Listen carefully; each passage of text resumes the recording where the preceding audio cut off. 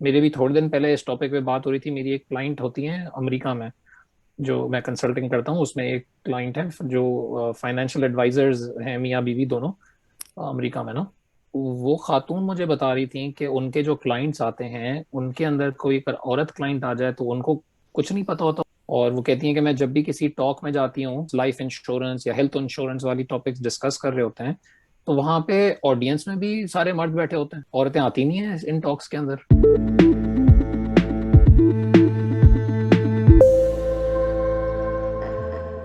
और ये अमेरिका की बात कर रही हैं वो, और अमेरिका में भी हम्म। कैलिफोर्निया की बात कर रही हैं, जो कि रिलेटिवली वेल ऑफ स्टेट है बाकी स्टेट्स से अगर कंपेयर किया जाए। तो ये ऐसा नहीं है कि उन औरतों को अमेरिका में, कैलिफोर्निया में रोका जा रहा है इन चीजों को सीखने से। They are just not learning these things.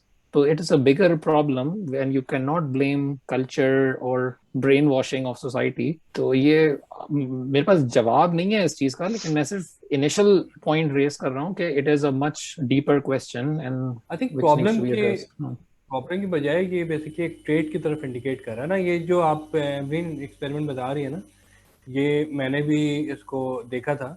हम्म। और इस वाली को काफ़ी अर्से पहले।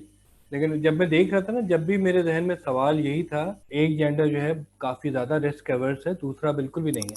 ये डिफरेंस बड़ा कॉम्प्लीमेंट करता है एक चीज़ को। एक बंदा आगे दौड़ रहा है, रिस्क लिए जा रहा है, दूसरा जो है वो उसको रोक रहा है और वो वाली चीज़ें देख रहा है। बड़ी वैल्यूबल चीज़ है एक पार्टनरशिप में। तो वो जो एक्सपेरिमेंट है उसमें इस तरह की चीज़ आई विश्ड कि कोई हॉस्पिटैलिटी या कोई नर्सिंग या कोई इस टाइप चीज़ें सवाल अगर पूछे जाते, में भी बंदियाँ आगे चली जाती है नो। थोड़ा सा वैसे ही एक याद आया, आपने उसका जिक्र किया तो मैं वो कर रहा था। जो मोइज़ भाई जो कह रहे हैं उस पर मैं एग्री भी कर रहा हूँ। और बात लेकिन सिर्फ ये डिसएग्रीमेंट ये है कि वो प्रॉब्लम नहीं है, वो बेसिकली ट्रेट है। हम्म। अगर ये चीज़ पता चलिए कि यार के बंदियां कुछ और चाहती है, बंदे कुछ और जाते हैं, वो एक ट्रेट है, वो तो एक रियलाइजेशन है। सिर्फ बात ये है कि मैक्सिमम अपॉर्चुनिटी दे के देखें ना कि क्या है कि चाहती क्या है। हमेशा कोई भी बंदी जो है बेसिकली अगर वो फाइनेंशियली सफिशिएंटली इनेबल्ड हो और उसके बच्चे हों और उसको मतलब एज सच कोई एक मर्द की ज़रूरत नहीं है। मतलब बिट कंट्रोवर्शियल, लेकिन ऐसा नहीं है कि वो पूरी जिंदगी जो है सिर्फ एक मर्द को सेंटर ऑफ फोकस बना के वो कर दें।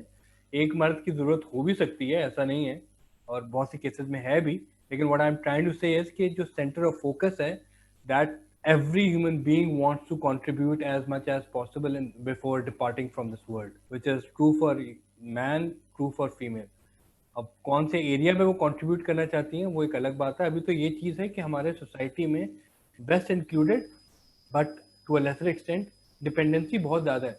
अगर अगर वैसे फिजिकली नहीं भी है, ब्रेन वॉश का वो जो वर्ड इस्तेमाल हो रहा है वो बेसिकली कल्चरली एक वो जहन में है कि यार ये तो ऑफ कोर्स मैंने करना है, बंदा तो मुझे चाहिए ही, हम्म। और उसको ख्याल भी रखना है, उसका कपड़े भी इस्त्री होने चाहिए, वट एवर, ये वो सब चीज़ें आई थिंक वेस्ट में भी होगा।